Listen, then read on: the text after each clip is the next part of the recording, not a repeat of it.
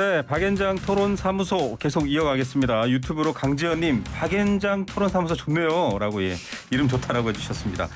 두 토론사무소에 계신 전문가분들과 함께 내공 있게 이야기 풀어보겠습니다. 앞서 여당 얘기 많이 했는데요. 사실 이 상황을 때론 숨죽여서 때론 미소를 지으며 볼 수도 있겠지만 이분들도 책임과 숙제가 만만치 않습니다. 민주당 얘기를 좀 해보겠습니다. 자, 이재명 의원이 신임 당대표에 선출되고 지도부가 출범했습니다. 77.77%. 그리고 최고위도 친명계로 구분되는 분이 4분 이렇게 들어갔습니다. 이 결과는 어떻게 해석해야 될까요? 예상된 결과죠. 네. 사실상 이재명의 민주당이 된 거죠. 네. 이번 전당대회를 통해서. 그래서 당대표 출마 이전부터 이재명 의원 출마하지 마라. 네. 이런 당내에 굉장히 많은 목소리들도 네네. 있었고 또 여론 중에도 그런 여론이 있었지만 결과적으로 보면 지금 이 상황에서 민주당을 어쨌든 수습해서 네. 다시 경쟁력 있는 수권 정당으로 만들 대안이 이재명밖에 없다라는 네. 선택을 당원과 지지자들이 한 거라고 보고요. 네. 투표율이 좀 낮은 걸 가지고 이제 그런 어떤 불안 이런 것들의 표출 아니냐라는 네네. 의견도 있는데 그런 점은 있습니다. 물론 호남이나 이런 데서 보면. 근데 전체적으로 보면 당원 숫자가 크게 늘었기 때문에 네. 투표율이 낮은 게 큰 문제가 안 될 것 같고요.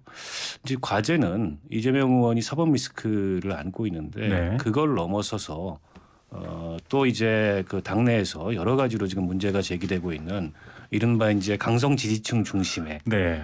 그런 정당이 아닌 그야말로 민심을 좀 폭넓게 끌어안을 수 있는 네. 그런 수권 능력 있는 정당. 취임 수락연설에서 민생을 강조하고 협치를 네. 강조하고 그런 어떤 비전을 어떻게 보여줄 건가가 과제일 것 같아요. 예.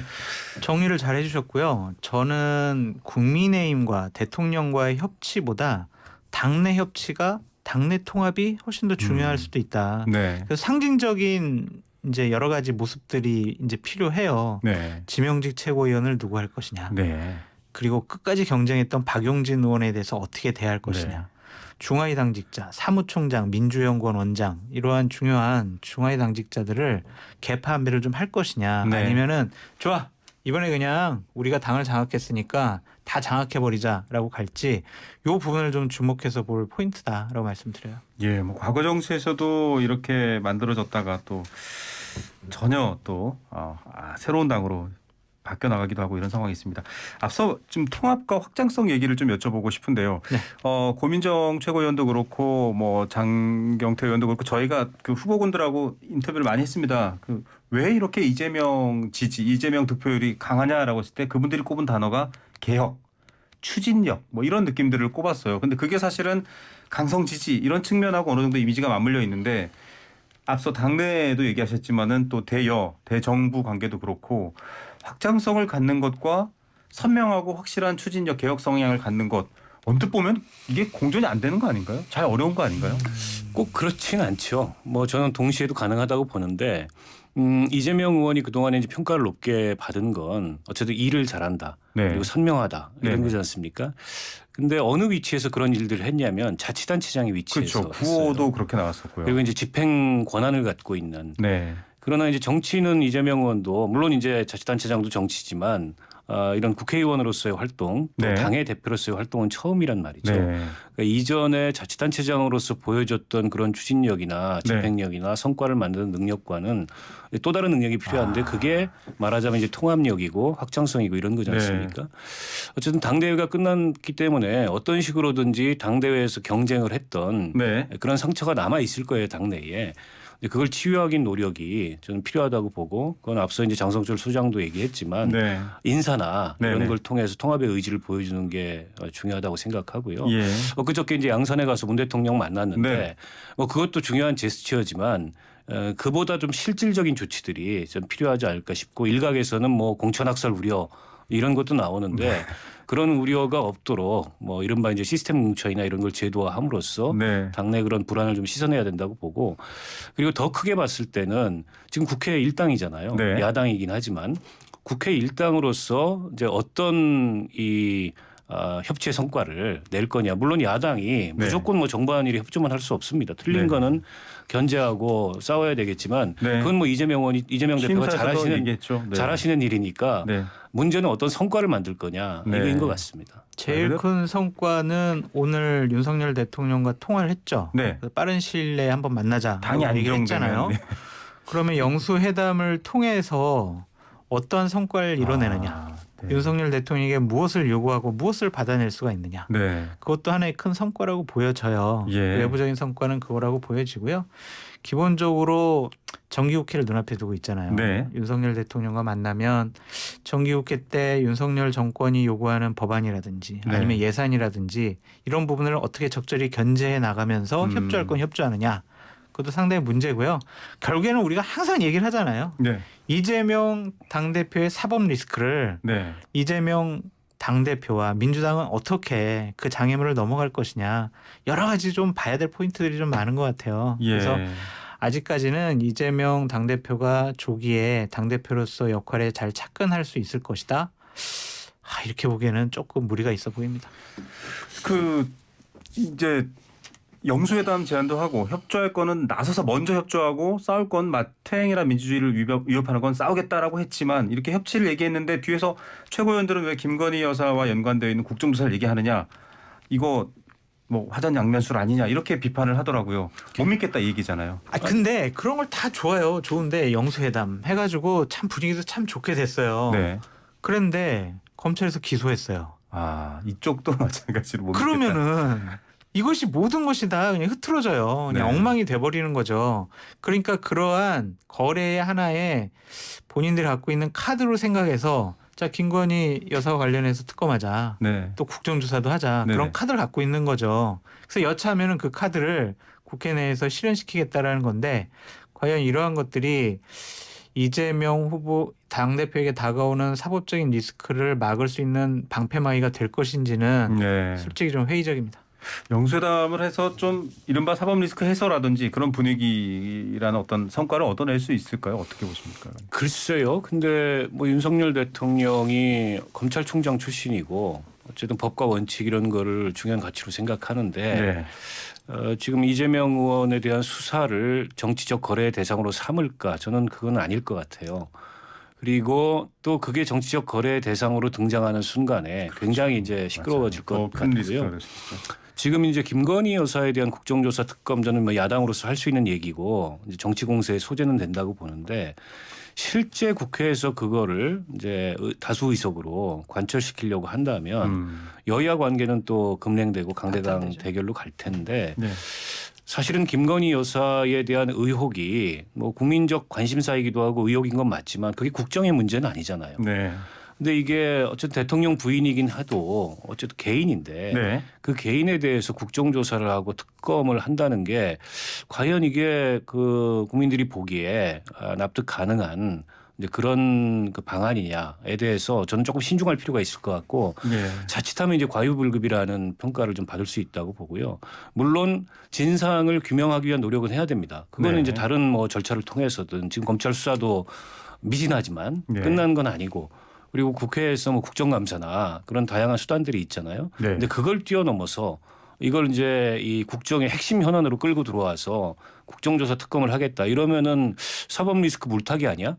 이런 얘기를 오히려 저는 거꾸로 들을 수 있을 것 같아요. 그래서 사법 리스크에 대해서 부당한 건 이 부당한 측면에 대해서는 그 자체로 대응을 하더라도 그걸 물타기하기 위해서 혹은 그걸 방어하기 위해서 일종의 이제 대응 카드, 거래 카드로 네. 지금 뭐 국정조사 특검을 꺼내든다는 거는 제가 보기에 설득력이 그렇게 높지는 않습니다. 근데 그렇게 보이지 않으세요? 아니 그런 측면이 있는데 네. 뭐 아직까지 그런 의도가 분명하게 드러나는 건 아니니까. 맞습니다. 카드 정도 장성철 소장이 말씀하신 것처럼 지금 한 장씩 꽂고 있습니다.